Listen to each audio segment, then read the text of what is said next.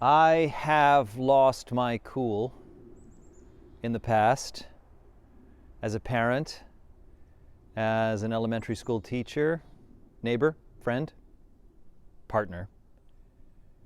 I have.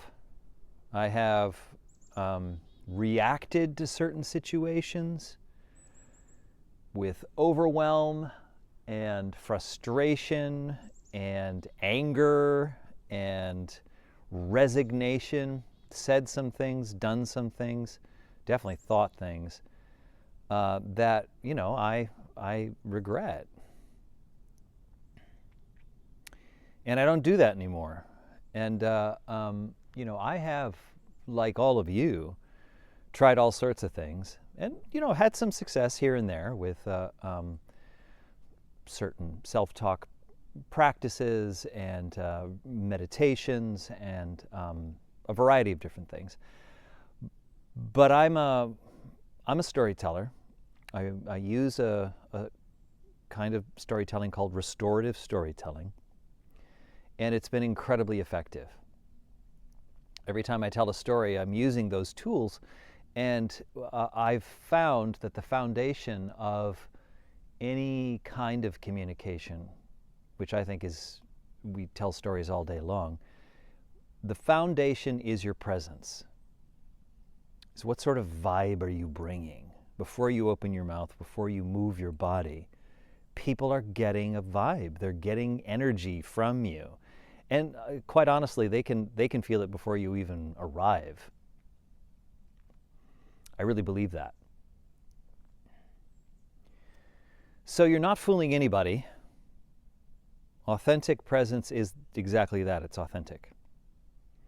So whatever's happening inside, you are broadcasting one way or another.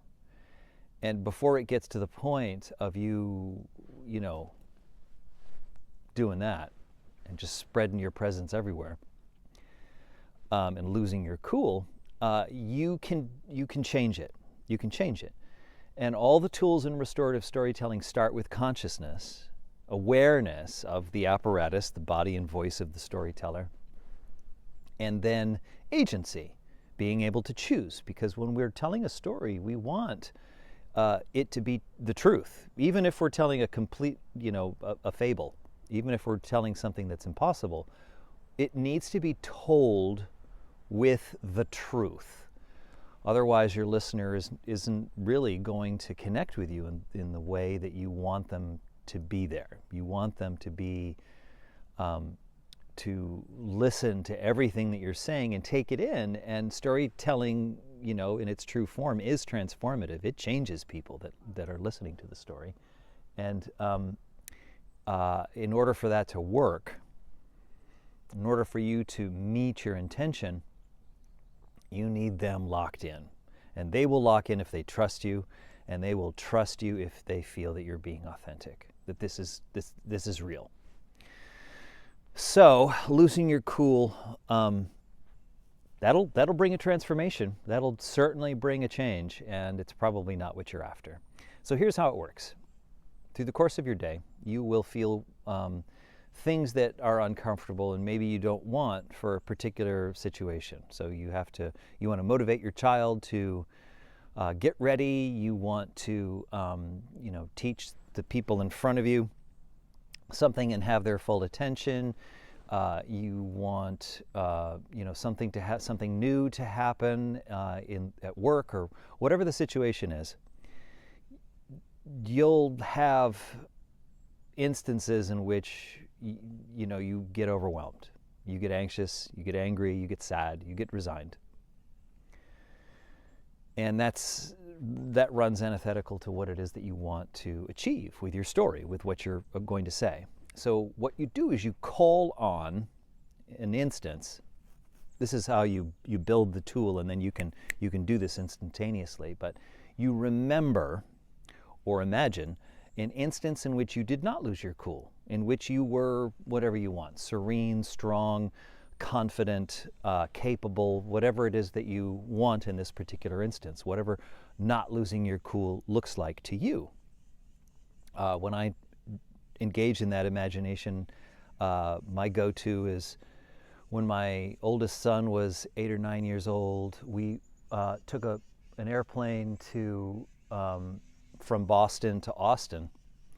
And it wasn't long before they turned the plane around and asked us to get into crash position, I think is what it's called. Anyway, everybody started freaking out.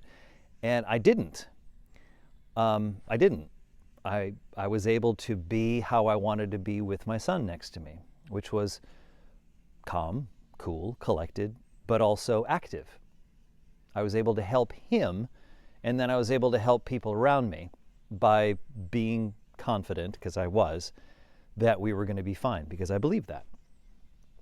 So when I call on that and I immerse myself in that imagination, it's a very positive feeling. It's warm. What I encourage you to do is to talk out loud, because things actually change. You behave differently when you talk out loud. Your body responds to your vocality, the sound of your voice. You hear the words that you're using. Talk out loud and describe what it feels like to not lose your cool in this instance, to feel that confident serenity, whatever it is.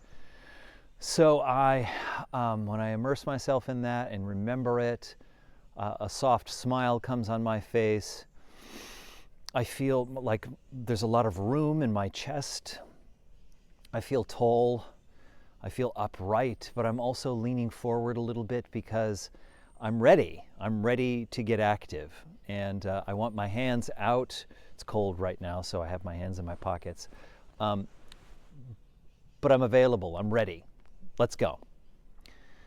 And I notice that there is a change in my comportment, a change in my bearing, in my gestures. And I'll choose one that will be associated with this feeling. So in this case, I'm going to do my posture, which is upright but leaning forward. You know, there's things that I'm doing with my face and my hands as well. I could use any of them, but I'm going to use up and forward. Feels good. So I've associated a signal, a physical signal, with a feeling, not losing my cool. And I've given it a title, which is not losing my cool. And so I have that now in my back pocket. And when a situation arises and I don't want to lose my cool, what I do is remember, through practice, I remember to change my comportment, my bearing, or I use a certain gesture that means a different state of being, a different presence. And it becomes authentic. It's different than fake it till you make it. It has some things in common. But this is actually how you feel. You've signaled to your body to feel a certain way, and the presence arrives.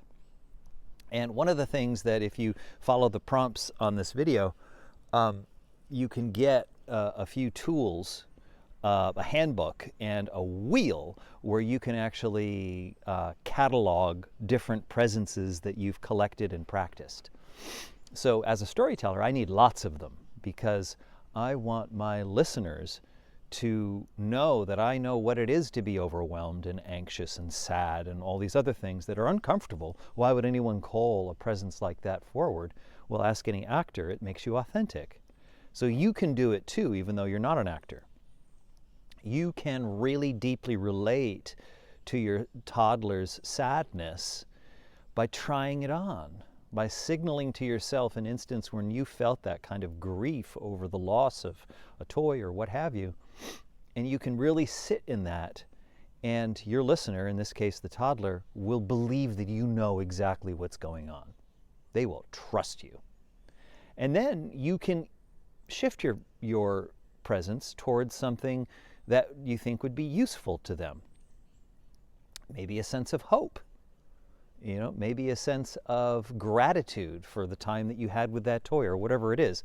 So it's not about like turning into a teacher and immediately trying to teach everybody lessons. This is purely about your presence, making it authentic, earning the trust of your listener, And then once they trust you, they will take in whatever you have to offer them. And that's the instance in which a teacher can really teach, and a parent can really parent, and a leader can really lead. So again, follow the prompts, find the link that will bring you to the place where I can know where to send you stuff, because I have a handbook on authentic presence, and it includes these wheels that I'm talking about and a bunch of other things. So I hope this is helpful. Thank you for your time. And whenever you want to know more about restorative storytelling, you know where to find me. Reach out.